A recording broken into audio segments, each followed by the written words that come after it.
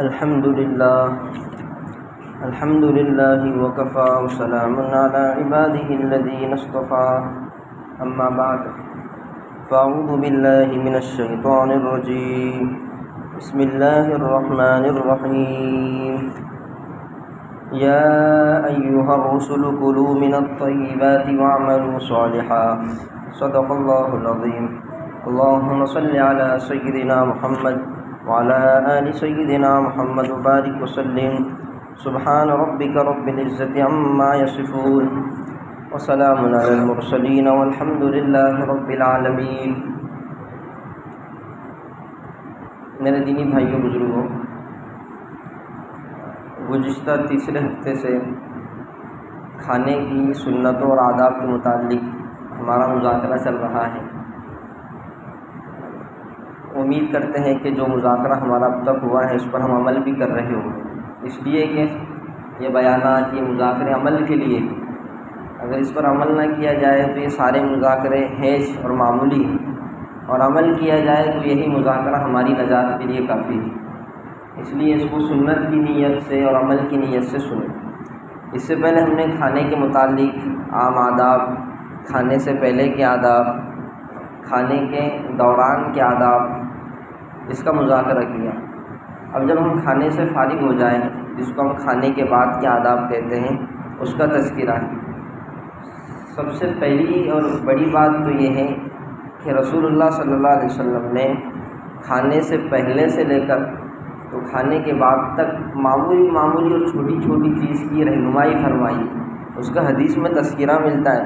صحابہ فرماتے ہیں کہ ہم نے اللہ کے رسول صلی اللہ علیہ وسلم کو کھانے کے درمیان ایسے کرتے دیکھا، کھانے کے بعد ایسے کرتے دیکھا، تو یاد کتنی باریک باتیں انہوں نے حضور صلی اللہ علیہ وسلم کی یاد رکھی ہیں۔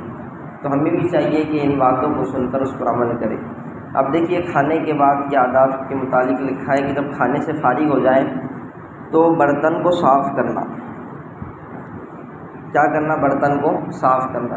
اس میں ہمارے معاشرے میں بہت سی کوتاہی پائی جاتی ہے کہ ہم کھانا تو کھاتے ہیں ماشاءاللہ، کچھ لوگ اہتمام کرتے ہیں برتن کو صاف کرنے کا، لیکن عموماً یہ دیکھا جاتا ہے کہ پلیٹ جب اٹھائی جاتی ہے تو وہ صاف نہیں ہوتی ہے۔ تو اس سے پتہ چلتا ہے کہ کھانے والے نے اس کو صحیح سے صاف نہیں کیا۔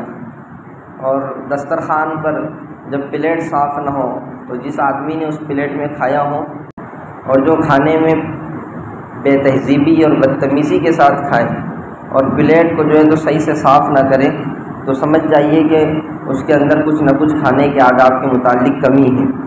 اب دیکھیے برتن کو صاف کرنا، اس کے متعلق رسول اللہ صلی اللہ علیہ وسلم نے کیا فرمایا؟ تو حضرت انس رضی اللہ تعالیٰ عنہ فرماتے ہیں کہ آپ صلی اللہ علیہ وسلم نے ہمیں حکم دیا ہے کہ ہم پیالے کو صاف کریں، یعنی جس پلیٹ میں کھا رہے ہیں اس پلیٹ کو کیا کریں؟ صاف کریں۔ تو اس کے لیے کیا کرنا پڑے گا؟ اس کے لیے عملی طریقہ یہ ہے کہ ہمیں جتنے کھانے کی ضرورت ہو اتنا دیں۔ اگر ضرورت سے زائدہ لیں گے تو کھانا بیکار ہوگا اور نتیجہ یہ نکلے گا پلیٹ صاف نہیں ہوگی۔ نیز جو لوگ کھانا کھلا رہے ہیں وہ کسی کو زبردستی پلیٹ میں کھانا نہ ڈالیں، یہ بھی ایک ادب ہے۔ اگر دیکھیے کس کو کتنا کھانا ہے اس کو معلوم ہے، میری غذا اتنی ہے، مجھے اتنا کھانا ہے، ہم زبردستی کیوں جو ہے تو اس کو پریشانی میں مبتلا کر رہے ہیں۔ اب بعض مرتبہ جیسا کہ میں نے آپ کے سامنے بھی کہا کہ پلیٹ کو اگر دستر پر صاف نہیں کریں گے، ایک مہذب آدمی دسترخوان پر، کوئی بزرگ، کوئی شیخ اگر بیٹھ گئے، اب جب بزرگ اور شیخ کھانے کے لیے بیٹھے، ہم نے ان کے اکرام میں جو ہے تو ان کو کھانا دیتے رہے، ان کے منع کرنے کے بعد بھی پلیٹ میں کھانا ڈالتے رہے، تو سچ بتائیے اگر آپ وہ کھانا جھوٹا چھوڑیں گے تو ایک تو پہلی بات تو یہ ہونی کہ بدگمانی پیدا ہوگی کہ یار یہ شیخ صاحب، یہ مولانا صاحب، یہ امام صاحب، یہ امیر صاحب خود مذاکرے میں کہتے ہیں کہ پلیٹ کو صاف کریں، اور جب یہ کھانے سے اٹھ رہے ہیں تو ان کی پلیٹ جو ہے تو صاف نہیں کی، تو غلطی کس نے کی؟ جس نے ان کو زبردستی کھانا ڈالا ہے۔ اس لیے ہمارا کام یہ ہے، طریقہ یہ ہے دسترخوان کا کہ اگر ہم کسی کو کھانا کھلا رہے ہیں تو جو چیزیں ہم نے بنا رکھی ہیں تو اس کو دسترخوان پر پیش کر دیں۔ اب یہ بھی ہے کہ ایک آدمی کے لیے ہم نے جتنی چیزیں دسترخوان پر پیش کی ہیں اس کو اس میں سے جو چیز پسند ہوگی تو وہ لے لے گا، جتنی اس کو چاہیے اتنی لے لے گا۔ اگر ہم ہماری طرف سے زبردستی اس میں کھانا ڈالیں گے تو ممکن ہے کہ وہ کھانا جھوٹا رہ جائے اور پلیٹ صاف نہ ہو۔ اس لیے کھانے والے بھی اتنا کھانا لیں اپنی پلیٹ میں جتنا وہ کھا سکتے ہیں، اور کھانا کھلانے والے بھی زبردستی اور زیادہ اصرار نہ کریں۔ اکراماً یہ کہیں کہ لیجیے کھانا کھائیے، یہ ہمارا اکرام اتنا کافی ہے۔ دوسرا ادب کھانے کے بعد کا ذکر کیا کہ انگلیوں کو منہ سے صاف کرنا، انگلیوں کو منہ سے صاف کرنا۔ دیکھیے جب کھانے کے بعد فارغ ہو جائے تو انگلیوں کے اوپر سالن کی تری وغیرہ لگ جاتی ہے، تو آدمی کو چاہیے کہ انگلیوں کو منہ سے صاف کرے بجائے ٹیشو پیپر کے۔ اب بعد میں استعمال کر سکتے ہیں ٹیشو پیپر، یہ بعد میں ہاتھ دھونا ہی ہے، تو پہلے ادب کیا ہے کہ ہم نے جن انگلیوں سے کھانا کھایا ہے ان انگلیوں کو منہ سے صاف کر لیں۔ اس کے متعلق حضرت انس رضی اللہ تعالیٰ عنہ فرماتے ہیں اللہ کے نبی صلی اللہ علیہ وسلم جب کھانا کھا لیتے تو اپنی تینوں انگلیوں کو چاٹ لیا کرتے تھے۔ یہ سنت ہے کہ جب کھانے سے فارغ ہو جائے تو اس کے بعد تینوں انگلیوں کو کیا کریں، چاٹ لے، صاف کر لیں۔ انگلیوں کو 3 مرتبہ منہ سے صاف کرنا، یہ بھی ادب ہے۔ کتنی مرتبہ صاف کریں گے؟ 3 مرتبہ، انگلیوں کو 3 مرتبہ منہ سے صاف کرنا۔ اس کے متعلق حضرت انس رضی اللہ تعالیٰ عنہ فرماتے ہیں کہ اللہ کے نبی صلی اللہ علیہ وسلم اپنی انگلیوں کو 3 مرتبہ چاٹ لیا کرتے تھے۔ دیکھو یہ بھی تذکرہ ہے کہ چاٹتے تھے، اور یہ بھی تذکرہ ہے کہ کتنی مرتبہ چاٹتے تھے، کتنی مرتبہ صاف کرتے تھے۔ ایک ایک بات صحابہ نے اللہ کے رسول صلی اللہ علیہ وسلم کی جمع فرمائی ہے۔ اس کے بعد یہ ادب ذکر کیا کہ پہلے بیچ کی انگلی، پھر شہادت کی، پھر انگوٹھا صاف کرنا۔ دیکھو 3 انگلیوں سے ہم کھانا کھا رہے ہیں، تو پہلے یہ بیچ کی انگلی ہے، اس کے بعد شہادت کی انگلی ہے، اور اس کے بعد انگوٹھا ہے۔ یہ ترتیب سے جو ہے تو انگلیوں کو ہم چاٹیں گے، صاف کریں گے۔ اس کے متعلق حضرت کعب بن عجرہ فرماتے ہیں رضی اللہ عنہ میں نے آپ صلی اللہ علیہ وسلم کو دیکھا کہ 3 انگلیوں، انگوٹھے، شہادت کی انگلی اور اس کے ساتھ والی انگلی سے کھانا تناول فرما رہے ہیں۔ پھر میں نے دیکھا کہ پوچھنے سے پہلے ان کو صاف کر لیا، اور ترتیب یہ تھی کہ پہلے درمیانی انگلی کو، پھر شہادت والی انگلی کو، پھر انگوٹھے کو صاف کر لیا۔ یہ طریقہ، پہلے درمیانی انگلی یہ والی، پھر اس کے بعد شہادت والی انگلی، اور پھر انگوٹھا۔ یہ کھانے کی ترتیب ہے صاف کرنے کی انگلیوں کو۔ اس کے بعد 5واں ادب یہ ذکر کیا کہ کھانے کے بعد اللہ سبحانہ و تعالیٰ کا شکر ادا کرنا۔ یقیناً یہ نعمت کس نے ہم کو کھلائی ہے؟ اللہ ہی نے کھلائی ہے، تو شکر بھی اسی کا ادا کرنا چاہیے۔ اس کے متعلق فرمان الہی قال اللہ سبحانہ و تعالی یا ایھا الذین آمنوا کلوا من طیبات ما رزقناکم واشکروا للہ ان کنتم ایاہ تعبدون۔ اللہ سبحانہ و تعالیٰ کا ارشاد ہے اے ایمان والو، جو پاکیزہ چیزیں ہم نے تمہیں رزق کے طور پر عطا کی ہیں ان میں سے جو چاہو کھاؤ، اور اللہ کا شکر ادا کرو اگر واقعی تم صرف اسی کی بندگی کرتے ہو۔ جو چاہتے ہیں ہم کھائیں، اللہ فرما رہے ہیں جو پاکیزہ چیزیں تم کو کھانا ہے کھاؤ، اور اس کے بعد کیا کرو؟ اللہ کا شکر ادا کرو۔ اللہ ہی نے ہم کو یہ رزق دیا ہے۔ کھانے کے بعد یہ دعا پڑھنا، کھانے کے بعد بہت ساری دعائیں منقول ہیں، اس میں سے ایک دعا یہ ہے الحمدللہ الذی اطعمنا وسقانا وجعلنا مسلمین۔ ایک دعا تو یہ ہے جو مشہور دعا ہے، ہم پڑھتے بھی ہیں اس کو۔ اس کے علاوہ ایک اور دعا یہ ہے الحمدللہ الذی اطعم وسقا وسوغہ وجعل له مخرجا۔ کون سی دعا؟ یہ دوسری ہے الحمدللہ الذی اطعم وسقا وسوغہ وجعل له مخرجا، یہ ایک دعا ہے۔ اسی طریقے سے بہت سی دعائیں احادیث شریف میں کھانے کے بعد کی ذکر کی گئی ہیں، تو ان دعاؤں کا اہتمام کرنا۔ دعاؤں کے متعلق حدیث شریف میں ہے حضرت ابو سعید خدری رضی اللہ عنہ فرماتے ہیں آپ صلی اللہ علیہ وسلم کھانے سے فارغ ہونے پر یہ دعا پڑھا کرتے تھے۔ کون سی؟ جو اوپر ذکر کی گئی، جس کا ترجمہ یہ ہے تمام تعریفیں اس اللہ کے لیے ہے جس نے ہمیں کھلایا، پلایا اور مسلمان بنایا۔ تمام تعریفیں کس اللہ کے؟ اس اللہ کے لیے ہے جس نے ہمیں کھلایا، پلایا اور مسلمان بنایا۔ دوسری دعا کے متعلق حضرت ابو ایوب انصاری رضی اللہ عنہ فرماتے ہیں اللہ کے نبی صلی اللہ علیہ وسلم کھانے یا پینے کے بعد یہ دعا پڑھتے تھے الحمدللہ الذی، جو اوپر ذکر کی گئی، اطعم وسقا وسوغہ وجعل له مخرجا۔ اس کا ترجمہ کیا ہے؟ تمام تعریفیں اس اللہ کے لیے ہیں جس نے کھلایا، پلایا اور اسے بآسانی زیر حلق اتروایا. دیکھیے کیا جملہ ہے. اور اسے بآسانی زیر حلق اتروایا اور اس کے نکلنے کا راستہ بنایا. دونوں چیزیں بہت اہم ذکر کی گئی. اگر کسی آدمی کا سچ بتائیے کھانا بند ہو جائے تو آج دواخانے میں جا کر دیکھیے, پیشنٹوں کو دیکھیے کہ کیسے کیسے طریقے سے کھانا جو ہے تو پیٹ میں پہنچایا جا رہا ہے, کیسے کیسے طریقے سے کھانا اور پانی پیٹ سے باہر نکالا جا رہا ہے. تو ہمیں اس بات کا اللہ کا شکر ادا کرنا چاہیے. اس لیے دعا یاد کر لینی چاہیے, الحمدللہ الذی اطعم وسقى وصوغه وجعل له مخرجا. تمام تعریفیں اس اللہ کے لیے ہیں جس نے کھلایا اور پلایا اور اسے بآسانی زیر حلق اتروایا, یعنی حلق کے نیچے بھی آسانی سے اتارا اور اس کے نکلنے کا راستہ بنایا.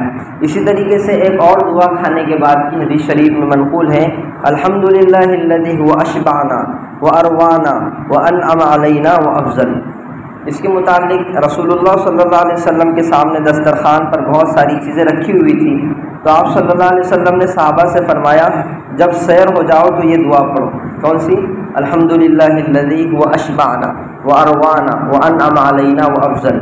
یہ دعا کا اہتمام فرمایا. آپ صلی اللہ علیہ وسلم نے فرمایا جس کو اللہ سبحانہ و تعالیٰ کوئی کھانا کھلائے تو چاہیے کہ وہ کہیں اے اللہ ہمارے لیے اس میں برکت عطا فرما. کیا عطا فرما؟ برکت عطا فرما, اور ہمیں اس سے بہتر کھلا. اور جس کو اللہ سبحانہ و تعالیٰ دودھ پلائے وہ کہیں اے اللہ ہمارے لیے اس میں برکت عطا فرما اور ہمیں اور بھی دودھ پلا. اس کے لیے کیا دعا ہے؟ اللہم بارک لنا فیہ واطعمنا خیرا منہ. یہ دعا ہے. اب اس کے بعد کیا ہے کہ پہلے دسترخوان اٹھانا اور پھر خود اٹھنا. یہ ادب ذکر کیا کہ پہلے کیا اٹھائیں؟ دسترخوان اٹھائیں اور پھر خود اٹھیں. یہ کھانے کے ادب میں سے ہیں. آپ صلی اللہ علیہ وسلم نے حدیث شریف میں فرمایا جب دسترخوان بچھایا جائے تو کوئی شخص کھڑا نہ ہو جب تک دسترخوان نہ اٹھا لیا جائے. اب ہمارے یہاں اس کا بالکل الٹا معاملہ ہے, پہلے ہم اٹھتے ہیں دستر اٹھتا ہے. تو اس کی ترتیب یہ ہو کہ جب ایک صف کو بٹھایا جائے یا ہم گھر میں کھانے کے لیے بیٹھیں تو اطمینان سے جب ایک صف فارغ ہو جائے تو دسترخوان کو اٹھا لیا جائے اور پھر دوسرے لوگوں کو بٹھایا جائے. تو پہلے دسترخوان اٹھے اور پھر اگر اس کو سنت طریقے پر لا سکتے, اگر ہمارے یہاں کوئی پروگرام ہو تو اس پر عمل کیجیے. پہلے اگر یہ سلسلہ چلتا رہے گا کون سا کہ ایک کھا رہا ہے پھر وہ اٹھ رہا ہے, اس کی جگہ دوسرا بیٹھ رہا ہے, تو نتیجہ ہمارے سامنے کہ دستر خراب بھی ہوتا ہے, کھانے کا برابر جی بھی نہیں چاہتا ہے, اس لیے کہ دستر پر خراب گندگی پڑی ہوتی ہے. تو ہمیں یہ چاہیے کہ ایک مرتبہ جب لوگوں کو بٹھا دیں تو جب وہ لوگ فارغ ہو جائیں تمام تو ایک ساتھ اس دستر کو اٹھایا جائے اور ایک ساتھ لوگ اٹھ جائیں. کوئی الگ مجبوری ہے, کوئی الگ بات ہے تو الگ مسئلہ ہے, لیکن صحیح طریقہ حضور نے یہی ذکر کیا کہ پہلے دسترخوان اٹھایا جائے اور پھر کھانے والے اٹھیں. کھانے کے بعد ہاتھ دھونا, یہ ایک ادب ذکر کیا کہ جب کھانے سے فارغ ہو جائے تو ہاتھ دھوئیں. یہ سارے عمل ہم کو سنت کی نیت سے کرنا ہے. آپ صلی اللہ علیہ وسلم نے فرمایا جو شخص اس حال میں سو جائے کہ اس کے ہاتھ پر چکناہٹ ہو اور وہ اس کو نہ دھوئے پھر اس کو کوئی تکلیف پہنچ جائے تو اپنے آپ ہی کو ملامت کرے. ظاہر سی بات ہے آدمی نے جب اپنے ہاتھ سے کھایا ہوگا تو کوئی میٹھی چیز کھایا ہوگا, کوئی تیل والی چیز کھایا ہوگا اور اب اس نے ہاتھ نہیں دھویا اور اسی حالت میں وہ سو گیا. اب میٹھی چیز کو دیکھ کر کوئی کیڑا جو ہے تو اس کی طرف آیا, اس کو کاٹ لیا, تو پھر حضور نے کیا کہا؟ یہ حدیث فرمائی اس کے ہاتھ پہ چکناہٹ ہو اور اس کو نہ دھوئے پھر اس کو کوئی تکلیف پہنچے تو اپنے آپ ہی کو ملامت کرے, اس کی غلطی کی وجہ سے ہوا. ہم نے تو کھانے کا ادب بتا دیا کہ آپ کھانے کے بعد کیا کریں, ہاتھ دھو لیں. اس کے بعد یہ ذکر کیا گیا نوٹ کے طور پہ کہ کھانے کے بعد انگلیوں کو صاف کر کے رومال یا ٹیشو پیپر استعمال کرنے میں کوئی حرج نہیں. جب ہاتھ پانی سے دھو لیں, اس سے پہلے نہیں. اس سے پہلے تو کیا ادب ذکر کیا گیا, جب کھانے سے فارغ ہو جائیں تو پہلے انگلیوں کو منہ سے صاف کریں. جب انگلیاں منہ سے صاف ہو جائیں تو پھر اس کو پانی کے ذریعے سے دھو لیں. اب اس کو رومال کے ذریعے یا ٹیشو پیپر کے ذریعے پوچھ سکتے ہیں. ترتیب کیا ہے؟ پہلے انگلیوں کو منہ سے صاف کریں, 3 انگلیوں کو, پہلے بیچ والی انگلی, پھر شہادت کی انگلی اور پھر انگوٹھا. پھر اس کے بعد ان انگلیوں کو پانی سے دھوئیں. پھر اس کے بعد ٹیشو یا رومال سے اس کو پوچھ سکتے ہیں, کوئی حرج نہیں. ایک ادب یہ ذکر کیا کھانے کے بعد کلی کرنا, جب کھانے سے فارغ ہو جائے تو پھر کلی بھی فرمائیں. اس کے متعلق حضور صلی اللہ علیہ وسلم نے فرمایا, حضرت سوید بن نعمان فرماتے ہیں کہ سفر خیبر کے موقع پر ہم نے کھایا, پھر آپ صلی اللہ علیہ وسلم نماز کے لیے کھڑے ہوئے تو کلی فرمائی اور ہم نے بھی کلی کی، یعنی حضور نے کھانے سے فراغت کے بعد کون سا عمل کیا؟ کلی والا عمل کیا، جسے دیکھ کر ہم نے بھی کلی کی۔ تو ہمیں بھی چاہیے کہ کھانے کے بعد کلی کا اہتمام فرما۔ کھانے کے بعد خلال کرنا، خلال یعنی دانتوں میں جو کھانا اٹک جاتا ہے اس کو کسی کاڑی وغیرہ کے ذریعے سے نکال لینا۔ اس کے متعلق آپ صلی اللہ علیہ وسلم نے فرمایا کھانے کے بعد خلال کرو اور کلی کرو۔ کھانے کے بعد کیا کرو؟ خلال کرو اور کلی کرو۔ یہ کھانے کے متعلق آداب تھے۔ اس کے متعلق دیکھیے یہ ساری چیزیں جو تو صفائی ستھرائی سے تعلق رکھتی ہیں، اور اگر ہم تھوڑا سا غور کریں گے اس بات پر کہ ہمارا مذہب کتنا پاکیزہ ہے تو ایک نقطے کی بات اللہ نے ذہن میں ڈالی، ذرا اس پر غور کرنا کہ جب بچہ پیدا ہوتا ہے تو سب سے پہلے اس کو کیا کرتے ہیں؟ غسل دیتے ہیں۔ کیا کرتے ہیں؟ جب بچہ ماں کے پیٹ سے پیدا ہوتا ہے تو اس کو غسل دیا جاتا ہے۔ ایک زندگی کا لمبا عرصہ جو ہے تو وہ بڑا ہونے کے بعد گزارتا ہے، جب اس کا انتقال ہوتا ہے تو انتقال کے بعد سب سے پہلے کیا کیا جاتا ہے؟ غسل دیا جاتا ہے۔ تو دیکھیے آدمی کا آنا بھی دنیا میں پاکیزگی کے ساتھ ہے اور دنیا سے جانا بھی پاکیزگی کے ساتھ ہے۔ کتنی مہذب اور تہذیب دین اسلام نے ہمیں سکھلائی ہے کہ آدمی جو بیچ کا وقت گزارے، درمیان کا وقفہ دنیا میں گزارے تو وہ بھی پاکیزگی کے ساتھ گزارے۔ اللہ تعالیٰ نے خود بخود انسان کے اندر کھانے سے پہلے یہ صلاحیتیں دے رکھی ہیں کہ آدمی اس کھانے کو پکڑنے کے ذریعے سے ہی سمجھ جاتا ہے۔ پہلے تو آنکھ کے ذریعے سے آدمی کھانے کو دیکھتا ہے، فوراً سمجھ میں آتا ہے کہ یہ کھانا میرے کھانے کے قابل ہے یا نہیں۔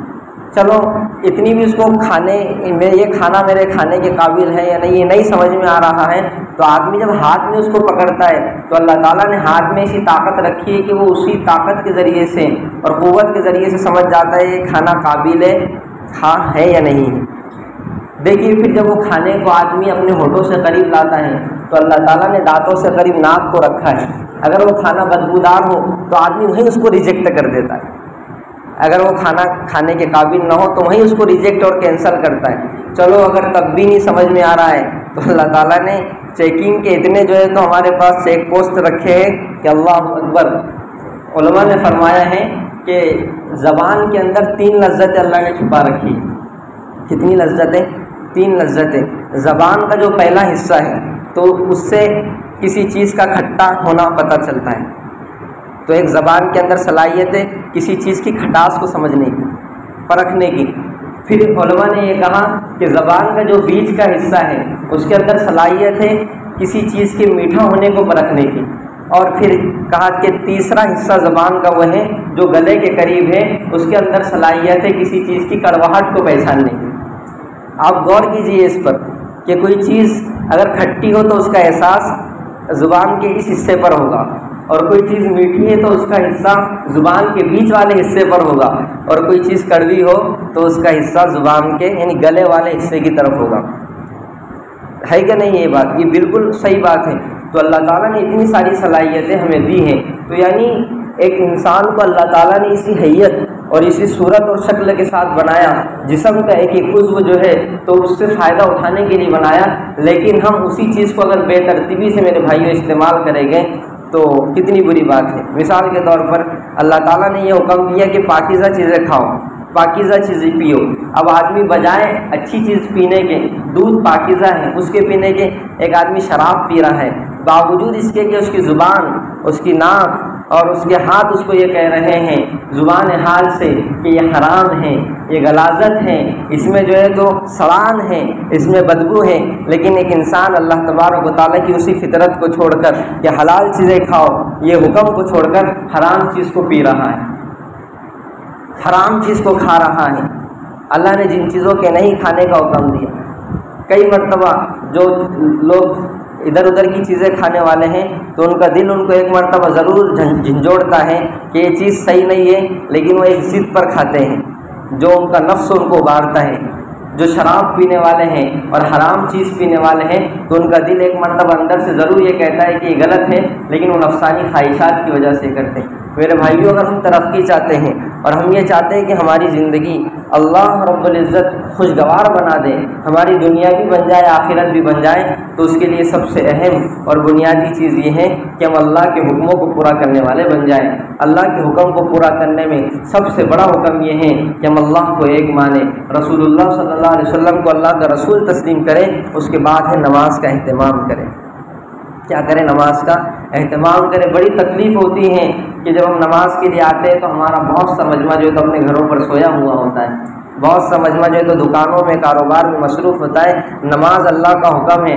آج ہم فجر کی بات کی تعلیم کر رہے تھے، فضائل صدقات کی، تو اندازہ لگائیے حج کو آدمی جاتا ہے، ابھی ہم نے اپنے رشتہ داروں کو، دوست احباب کو گلی محلے سے اور دیگر مقامات سے روانہ کیا تو کتنا اہتمام کے ساتھ روانہ کیا۔ علماء نے کتابوں میں یہ لکھا ہے کہ اگر کوئی آدمی کو راستے میں حج کے لیے وہ جا رہا ہے اور نماز پڑھنے کا موقع نہ ہو اس کے پاس، تو ایسے آدمی کے لیے حج کو جانا، اگر حج نفل ہے تو ضروری نہیں ہے، یعنی حج کو جانے سے بہتر ہے کہ آدمی نماز پڑھے۔ ایک آدمی حج کو جا رہا ہے، حج کو جانے کے لیے اس کے لیے 2 دن لگ رہی مثال کے طور پر، اور اس نے 2 دن کے اندر 5 نمازیں قضا کر دی یا 5 نمازیں چھوڑ دی، تو اس نے حج تو کرنا ثواب کی چیز ہے، لیکن اس نے کتنے 27 کبیرہ گناہ کر ڈالے۔ ایک نماز کو چھوڑ کر کتنے 27 بڑے گناہ کر ڈالے۔ اب نماز ہم کتنی آسانی سے چھوڑ دیتے ہیں، بس اللہ کی پناہ۔ اس لیے ایک تو نماز کا اہتمام کرنا، اللہ تعالیٰ نے استعداد طاقت دی ہے تو حج کا سفر کرنا اور زکوٰۃ کا اہتمام کرنا اور روزے کا اہتمام کرنا، یہ 5 فرض ہے جو مسلمان اس کو عمل کرے گا اور اس کو سنت طریقے سے اپنی زندگی میں لائے گا اور دیگر معاشرات میں معاملات میں سنت طریقہ اختیار کرے گا، تو انشاءاللہ اس کی برکت سے اللہ تعالیٰ اس کی زندگی کو خوشگوار بنائیں گے۔ آج لوگ پریشان ہیں، تجارت کے اعتبار سے، کاروبار کے اعتبار سے، قرضے میں جکڑے ہوئے ہیں، پوچھتے بھی ہیں۔ سب سے بڑا حل میرے بھائیوں یہ ہے، اگر میرے پاس کوئی آتا ہے تو میں ان کو یہی سوال کرتا ہوں کہ آپ جو قرضے کو لے کر پریشان ہیں یا کوئی مصیبت میں پریشان ہیں، تو میرا ایک سوال یہ ہے کہ آپ نماز کا اہتمام کرتے ہیں کیا؟ تو ان کی گردنیں عام طور پہ نیچی ہوتی ہیں۔ تو ہم کتنے بھی بڑے تعویذ کر لیں، دلی چلے جائیں اور کتنا بھی بڑا تعویذ لے کر آ جائیں، لیکن آپ کی زندگی میں اگر نماز نہیں ہے تو آپ کے مسائل حل نہیں ہو سکتے۔ مسائل کا حل صرف اللہ کے ہاتھ میں ہے۔ اس لیے آئے میرے بھائیوں، نماز کی طرف آئیں، نماز کا اہتمام کریں۔ کھانے کی سنتوں سے متعلق جو تذکرہ چل رہا ہے تو یہ سنتوں کو اپنی زندگی میں لائیں، اپنے گھروں میں سنتوں کا مذاکرہ کریں، اپنے گھر والوں کو نماز کا پابند بنائیں۔ ابھی مکاتب اور مدارس اسکول کھل رہے ہیں تو اپنے بچوں کو مکاتب میں داخلہ دلوائیں، اپنے بچوں کو اچھے اسکولوں میں بھیجیں تاکہ ہمارے بچوں میں ایک ڈسپلن، سنجیدگی اور دینی ماحول پیدا ہو۔ اللہ سے دعا ہے کہ اللہ تعالی ہم سب کو عمل کی توفیق عطا فرمائے۔ وآخر دعوانا الحمد للہ رب العالمین۔